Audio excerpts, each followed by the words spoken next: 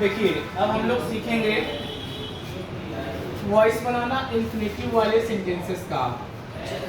यानी कि जब आपको कोई ऐसा सेंटेंस दिया जाए जिसमें इन्फिनेटिव प्रयोग किया गया हो तो उस सेंटेंस का वॉइस किस प्रकार से चेंज करते हैं ये सिखाया जाएगा आपको। चलिए बताते हैं। देखिए सबसे पहली बात आपको याद रखना है कि जब कोई आपसे पूछता है कि इन्फिनेटिव क्या होता है तो आप उसको जवाब दें कि टू प्लस वर्ब की फर्स्ट फॉर्म को क्या कहते हैं, इन्फिनेटिव कहा जाता है। कोई आपसे पूछेगा इन्फिनेटिव क्या होता है तो क्या बताएंगे कि टू प्लस वर्ब की फर्स्ट फॉर्म को क्या कहते हैं, इन्फिनेटिव कहते हैं। और ऐसा आपको एक्टिव वॉइस में देगा। और जब भी आप इसका पैसिव वॉइस चेंज करिएगा तो आप क्या करेंगे, टू को किस में चेंज कर देंगे, टू बी में। और वॉइस बनाने में वर्ब की थर्ड फॉर्म क्या क्या परिवर्तन होंगे। कोई पूछेगा इन्फिनेटिव क्या होता है तो आप कहेंगे कि टू प्लस वर्ब की फर्स्ट फॉर्म को इन्फिनेटिव कहते हैं। और जब इसका वॉइस चेंज करते हैं तो टू को चेंज कर देंगे टू बी में और वर्ब की फर्स्ट फॉर्म को वर्ब की थर्ड फॉर्म में बदल देते हैं। अब इसी के बेस पर हम लोग नियम पढ़ते हैं कुछ। जैसे रूल नंबर पहला देखा जाए, आपको एक्टिव वॉइस का सेंटेंस देगा जिसमें सबसे पहले आपको एक सब्जेक्ट दिया जाएगा। सब्जेक्ट के बाद में आपको एक हेल्पिंग वर्ब दे देगा।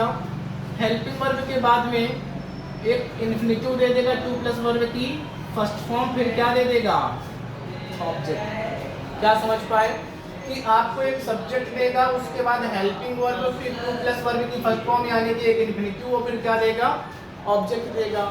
आपसे कहेगा कि आप इसका वॉइस चेंज करिए। आप क्या करेंगे कि जो आपका ऑब्जेक्ट है उसको चेंज कर दें सब्जेक्ट में, कोई दिक्कत। क्या करेंगे कि जो हेल्पिंग वर्ब लिखी थी उसको वैसा ही लिख दें अकॉर्डिंग टू ऑब्जेक्ट, ये ध्यान रखें थोड़ा सा। और टू प्लस वर्ब की फर्स्ट फॉर्म को किसमें चेंज करते हैं, टू बी प्लस वर्ब की थर्ड फॉर्म में। तो इसको जो है टू को चेंज करें टू बी में और वर्ब की फर्स्ट फॉर्म को वर्ब की थर्ड फॉर्म में। और जो आपका सब्जेक्ट था आप सब्जेक्ट को चेंज कर दें ऑब्जेक्ट में और ऑब्जेक्ट के पहले बाई लगा दें, सेंटेंस आपका प्रिपेयर हो जाएगा। ये समझ में आया, आ गया। जैसे आपको एक क्वेश्चन दिया जाए, I am to write a letter. देखिए होता क्या है कि कई लोगों के मन में ऐसा आता है कि एम लगा है, कॉन्टिन्यूअस है, बीइंग लगा दें।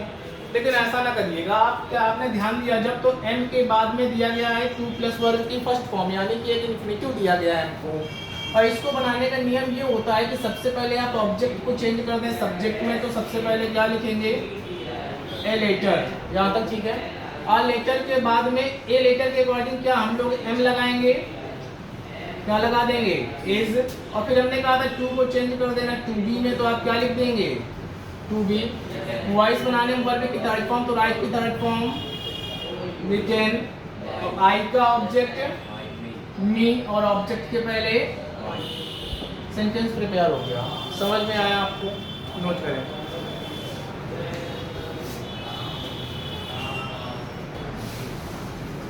चलिए अगला नियम बताते हैं, देखिएगा।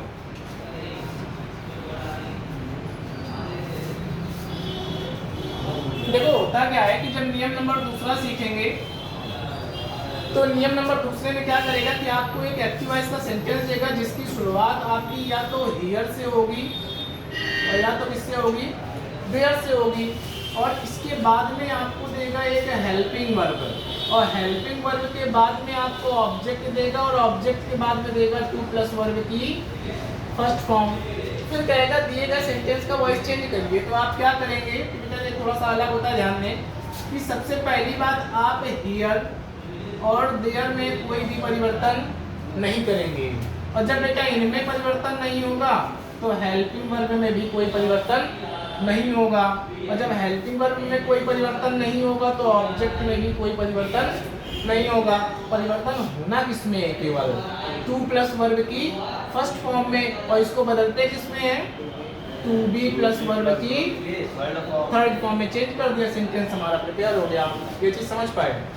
जैसे आपको एक क्वेश्चन दिया जाए, there is a car to sell. आपसे कहा गया इसका वॉइस चेंज करिए। तो आप जानते हैं कि देयर से स्टार्ट हुआ, इसमें कोई परिवर्तन नहीं करना तो देयर लिख दिया, ठीक है। इज लिखा था बेटा, इज लिख दिया। ए कार लिख दिया। टू को किस में चेंज करेंगे, टू बी में। सेल की थर्ड फॉर्म सोल्ड और सेंटेंस प्रिपेयर हो गया। समझ में आया? नोट करें इसको।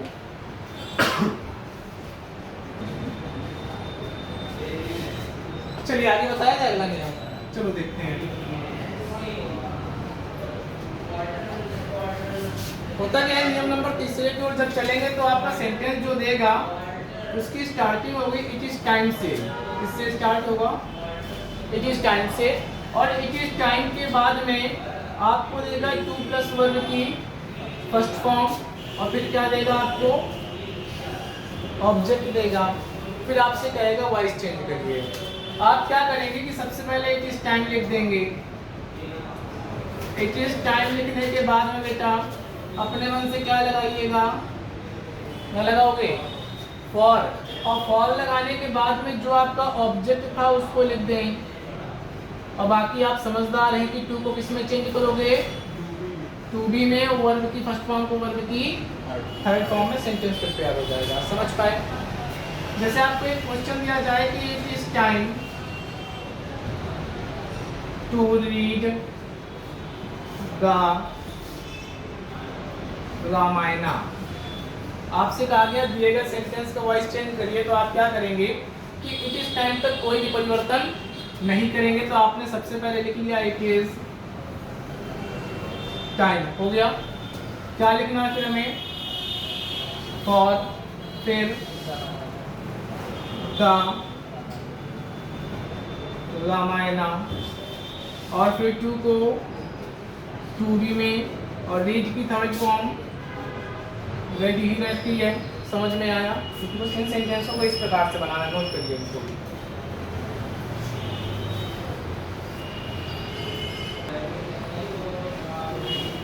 बेटा अब जो आपका इंफ्लेटिव से संबंधित नियम है वो आपका लास्ट नियम होगा, और इस नियम में हमको बताया जाता है कि कुछ वर्ब होती हैं हमारी, ध्यान से सुने, जैसे कि let, make, bid, feel, see, watch, help, hear. ये जो भी आपकी 8 वर्ब होती हैं, कहा जाता है कि इनके बाद जब भी कोई दूसरी वर्ब आती है तो वो बेयर इन्फिनिटिव में आती है। इसमें आती है बेयर इन्फिनिटिव। बेयर इन्फिनिटिव का मतलब होता है डायरेक्ट वर्ब की कौन सी फॉर्म, फर्स्ट फॉर्म, ठीक है। और ये होता है कि जब भी हम लोग बेयर इन्फिनिटिव का पैसिव वॉइस बनाते हैं तो उसमें लेट को छोड़कर अन्य कोई भी वर्ब प्रयोग की गई हो तो बेयर इन्फिनिटिव को हम लोग जो है फुल इन्फिनिटिव में चेंज कर देते हैं। बेयर को किस में चेंज कर देते हैं, फुल इन्फिनिटिव में। और फुल इन्फिनिटिव होता क्या है, टू प्लस वर्ब की फर्स्ट फॉर्म, और बेयर क्या होता है, डायरेक्ट वर्ब की फर्स्ट फॉर्म होती है। जैसे आपको एक सेंटेंस दिया गया कि he made the child weep. अब ध्यान दें, हमने आपको जो 8 वर्ब गिनाई थी, let, make, bid, feel, see, watch, help, hear, तो उसमें से आपकी एक वर्ब क्या है, मेड है। और हमने कहा इनके बाद जो भी वर्ब आती है तो वो कौन सी इन्फिनिटिव में लिखी जाती है, बेयर में आती है। तो देखिए डायरेक्ट वर्ब की फर्स्ट फॉर्म है तो ये बेयर में लिखी है।